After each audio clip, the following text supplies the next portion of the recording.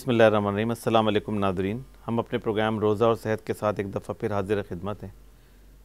हमारे आज के प्रोग्राम का मौजू है रोज़े के लॉन्ग टर्म असरात। रोज़ा एक महीने की इबादत है। रमज़ान का महीना शुरू होता है, महीना ख़त्म होता है, रोज़े रखने लोग ख़त्म कर देते हैं।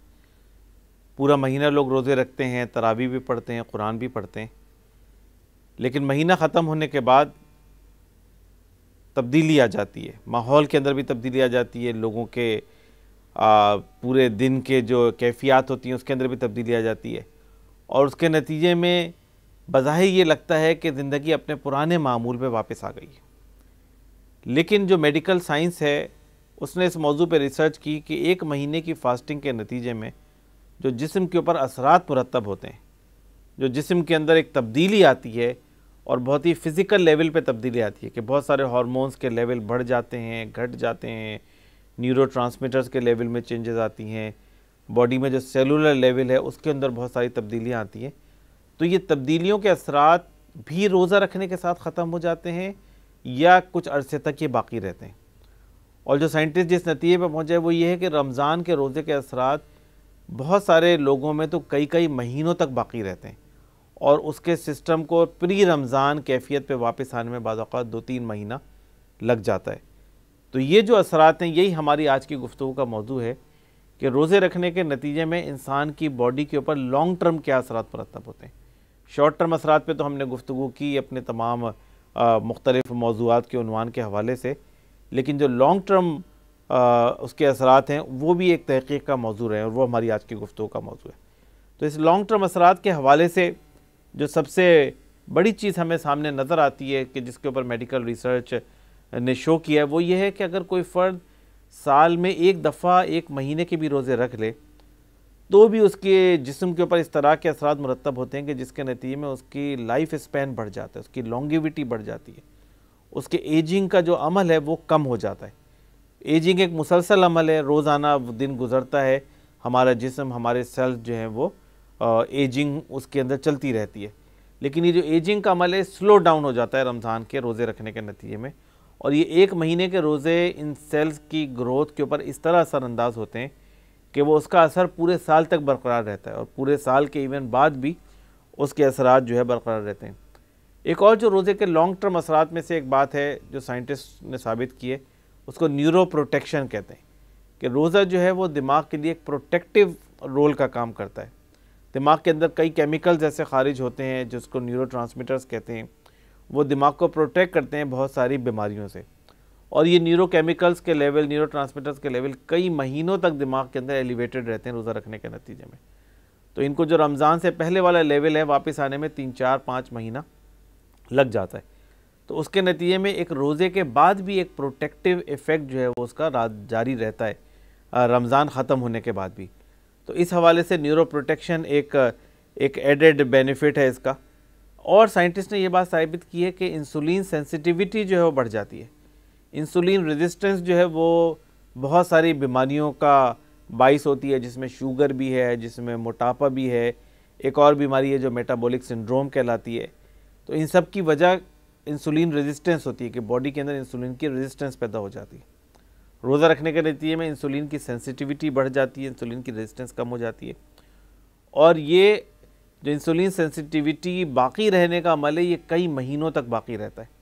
तो रोज़े रखना तो फ़र्द ख़त्म कर देता है, लेकिन जो उसके असरात हैं, जो उसके इंसुलिन की सेंसिटिविटी है जो रोज़े रखने के नतीजे में पैदा होती है, तो ये बाज़ औक़ात 2-3 महीने तक जो है वो इसके असरात जिस्म के बाकी रहते हैं, और इंसुलिन सेंसिटिविटी बढ़ी रहने के नतीजे में बहुत सारी बीमारियों से बचाव जिस्म को हासिल होता है। उसके अलावा जो स्ट्रेस हैंडल करने की सलाहियत है, जिसको मेंटल हेल्थ कहते हैं या साइकोलॉजिकल वेलबींग कहते हैं, रमज़ान के रोज़े इंसान के अंदर इस सलाहियत में बेहतरी पैदा करते हैं कि वो स्ट्रेस को बेहतर तरीके से हैंडल कर सके और स्ट्रेस का मुकाबला बेहतर तरीके से कर सके। ऐसी जिस्मानी और दिमागी तब्दीलियाँ रोज़े के नतीजे में आती हैं। तो ये जो स्ट्रेस हैंडल करने की सलाहियत है रमज़ान के बाद भी कई महीनों तक बाकी रहती है, बल्कि बाज़ औक़ात तो 6-6 महीना तक जो है वो उसके असरात हमें नज़र आते हैं। तो इसके बड़े लॉन्ग टर्म असरात होते हैं रमज़ान के, कि जिसके नतीजे में दिमाग के अंदर वो क़ुव्वत और वो सलाहियत पैदा होती है कि वो स्ट्रेस को बेहतर तरीके से हैंडल कर सके। जो एंटी डिप्रेसेंट इफ़ेक्ट होता है रोज़े का, या जो एंटी एंग्जाइटी इफ़ेक्ट होता है रोज़े का, वो रोज़ा ख़त्म होने के बाद ख़त्म नहीं हो जाता, बल्कि वो रमज़ान के बाद भी महीनों और हफ्तों जो है ये अमल जारी रहता है। फिर ये रमज़ान के रोज़े इंसान के जिस्म में कई हार्मोन्स के प्रोडक्शन को अफेक्ट करते हैं। उनमें सबसे जो वेल स्टडीड एरिया है वो ग्रोथ हार्मोन की प्रोडक्शन का है कि रमज़ान के महीने में फास्टिंग के नतीजे में ग्रोथ हार्मोन की प्रोडक्शन बढ़ जाती है, और ये ग्रोथ हार्मोन की जो प्रोडक्शन बढ़ती है वो रोज़ा रखने के बाद फौरी तौर पे अपने प्री रमज़ान लेवल पे वापस नहीं आती, बल्कि वो कई महीनों तक बढ़ी रहती है, और उसके नतीजे में सेल के ऊपर जो एंटी एजिंग इफ़ेक्ट होते हैं या एंटीऑक्सीडेंट जो इफ़ेक्ट होते हैं वो बेहतर अच्छे हो जाते हैं, और दूसरे इंसान के जो जिस्म के सेल्स हैं उनके मरने की रफ्तार में कमी आ जाती है, उनकी ग्रोथ का पैटर्न जो है वो बेहतर हो जाता है, रीजनरेशन ज़्यादा होने लगती है उनके अंदर। तो ग्रोथ हार्मोन का लेवल जो है वो बढ़ जाता है रोज़े रखने के नतीजे में, और फिर स्टडीज़ ने साबित किया कि वो हफ्तों और महीनों तक ये लेवल जो है बढ़ा रहता है। एक और लॉन्ग टर्म तब्दीली जो रोज़े के नतीजे में आती है वो ये कि स्लीप पैटर्न ठीक हो जाता है। इसको तो अब दुनिया में बाकायदा एज ए मेडिकल ट्रीटमेंट इस्तेमाल किया जाता है कि जिन लोगों का स्लीप पैटर्न डिस्टर्ब हो उनको बाज़ औक़ात सिर्फ 1 दिन की फास्टिंग कराई जाती है, 2 दिन की फास्टिंग कराई जाती है या 5 दिन की फास्टिंग कराई जाती है। उसके नतीजे में उनका स्लीप साइकिल चेंज हो जाता है, और बहुत लंबे अरसे के लिए चेंज होता है। बाज़ औक़ात 1-1 साल के लिए जो है वो स्लीप का पैटर्न और स्लीप का साइकिल चेंज हो जाता है। तो रमज़ान के रोज़े रखने के नतीजे में जो स्लीप पैटर्न के अंदर और स्लीप साइकिल के अंदर तब्दीली आती है वो उसका असर भी हफ्तों और महीनों बरकरार रहता है। उसके नतीजे में रात को जो बार बार आँख खुलना है ये कम हो जाता है, उसके नतीजे में रेस्टलेस लेग की जो सिम्टम है वो कम हो जाती हैं, या गहरी नींद जो है वो बेहतर हो जाती है। तो ये अमल जो है वो काफ़ी अरसे तक बरकरार रहता है। साइकोलॉजिकल वेलबींग पे हमने पहले काफ़ी बात की कि रोज़ा रखने के नतीजे में इंसान के अंदर एक मेंटली वेल बीइंग की कैफियत पैदा होती है, अपने अंदर एक हौसला और एक एतमाद पैदा होता है, क़ुव्वत इरादी पैदा होती है जिसको हम सेल्फ़ कंट्रोल कहते हैं, एक डिसिप्लिन के तहत ज़िंदगी गुजारने की आदत डेवलप होती है, और ये असरात भी बड़े लॉन्ग टर्म होते हैं। ये असरात भी महीनों तक बाकी रहते हैं, रमज़ान के बाद हफ्तों और महीनों बाकी रहते हैं। बहुत सारे लोग हैं जो रोज़े रखते हैं वो ख़ुद इस बात को महसूस करते हैं कि रमज़ान के गुजरने के बाद जो रमज़ान के असरात हमारे जिस्म के ऊपर हैं वो बाज़ औक़ात 2-2, 3-3 महीना उसके असरात जो है बाकी रहते हैं, और जो लोग फिर रोज़े रखते रहते हैं उनके अंदर ये असरात और ज़्यादा तवील अरसे तक बाकी रहते हैं। इसी तरह कैंसर के हवाले से हमने अपने पिछले प्रोग्राम में गुफ्तगू की कि इवन थोड़े अरसे के लिए रोज़ा रखने से भी जिस्म के अंदर कैंसर की शरह कम की जा सकती है, या कैंसर रिलेटेड प्रॉब्लम जो है वो कम की जा सकती है। तो नाज़रीन, ये जो 1 महीने का रोज़ा है ये है तो 1 महीने का रोज़ा, लेकिन जो इसके असरात हैं वो बड़े हुमागीर हैं और बड़े लॉन्ग टर्म हैं, हफ्तों और महीनों तक रहने वाले हैं, और मेडिकल साइंस इस हवाले से इसमें रिसर्च बढ़ रही है, तहक़ीक़ बढ़ रही है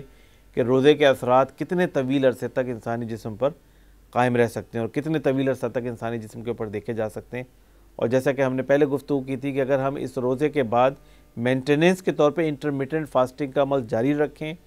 महीने में 1 दफ़ा, 2 दफ़ा, 3 दफ़ा या इससे ज़्यादा अगर हम रोज़ों का एहतमाम करें,